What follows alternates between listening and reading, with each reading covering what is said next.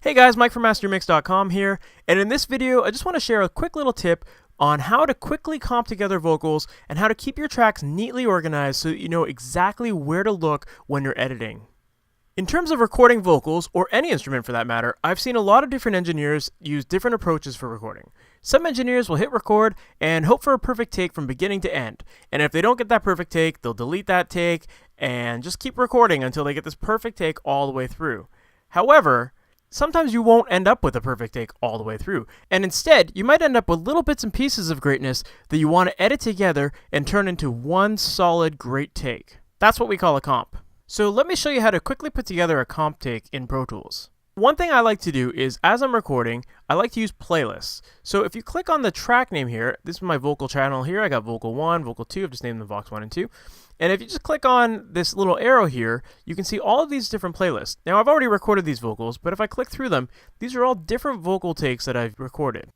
As I'm recording stuff, what I like to do is, I like to make notes of maybe the verse was great in take 2, and the chorus was great in take 1, and the bridge in take 5 was awesome. And if I know that stuff, I can quickly piece together which parts were the best and create a pretty solid take as my final edit.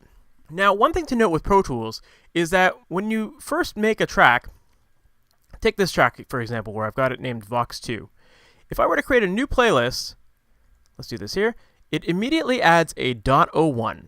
And if I create another new playlist, it's going to create a .02, and so on. So what I like to do is when I'm recording, I first name my track with the instrument name, and I leave this playlist blank. And the reason for that is because that blank playlist is going to end up being my final edited playlist. And the reason why I like to do it that way is so that when I get to the mixing stage, I don't end up with a whole bunch of tracks that just say .05 or having to rename tracks.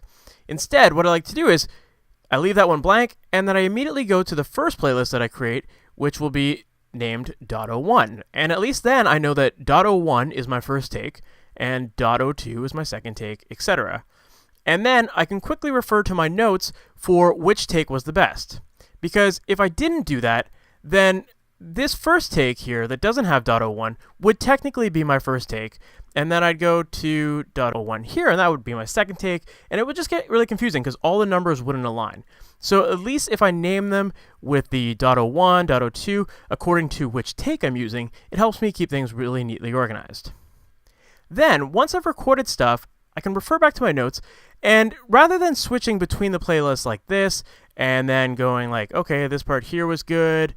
Oops, my mouse is doing some crazy things here. So rather than just like highlighting this whole section and then copying and then going back to the original take here and pasting, this is a pretty long, tedious process to do it this way. Instead, what I like to do is right here where it says waveform, I click on that, and then it shows me a bunch of different options for automation stuff that I can edit. But if I go to playlists, this now shows me all of the different vocal takes that I recorded. And if I refer to my notes, I can quickly say, okay, well, this intro vocal was good on the first take. And when you highlight stuff, what happens is this arrow button appears. And as long as you have your comp take at the top here, when you press on this button, it'll send the highlighted region to the top. So let's say that I knew that take 1 sounded best in the intro, so I can highlight that and send that to the top. And then for the next part, maybe take 3 sounds the best, so I'll select that and send that up to the top. The chorus was on take 2. I can quickly piece together a comp really easily just by clicking this arrow button here. Another great thing about this playlist mode is that it also allows you to solo the individual takes and listen to them in the context of the mix. And this is really helpful if you need to reference any sort of pitch or timing. So let's try take 1.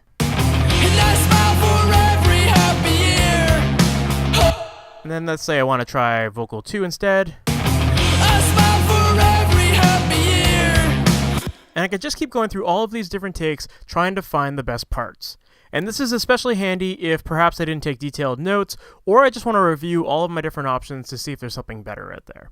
So I can just solo them all, and once I found the right parts, I'll highlight them, send them to the comp take, and then once I've got that done, I can just solo the comp take and listen to that on its own to make sure everything works together.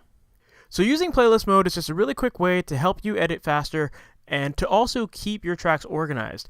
And your file names will also be based off of your playlist name. So you'll always have files that match the take. And so you'll know that .01 is the first take, .02 is the second take, and so on. And then once you've got all of your best takes on your comp track, if you need to make further edits and you need to chop up some parts and maybe time align some stuff, you can do that too. You can do your tuning, you can move things around, whatever you need to do to make sure your vocal take is perfect. But at least getting the right performances first is really key. And by keeping some detailed notes and by using this playlist mode, it allows you to quickly comp together a vocal take without spending hours of having to go back and forth between different playlists and analyze every single take you recorded. It just really keeps everything a lot more organized. So give this a shot. I'm sure it's going to really help speed up your editing. And if this is your first time hearing about MasterYourMix.com, go to the website, and at the top of the page, there's a link to download your free copy of the Ultimate Mixing Blueprint. And that's a document that I've created to show you some EQ and compression settings to try in your mixes to help you get better results faster and without having to guess at which frequencies to boost or which ones to cut or how to dial in your compression settings, all that kind of stuff. So check it out and give this video a like, feel free to leave a comment, and subscribe to the YouTube channel. And we'll talk soon, guys.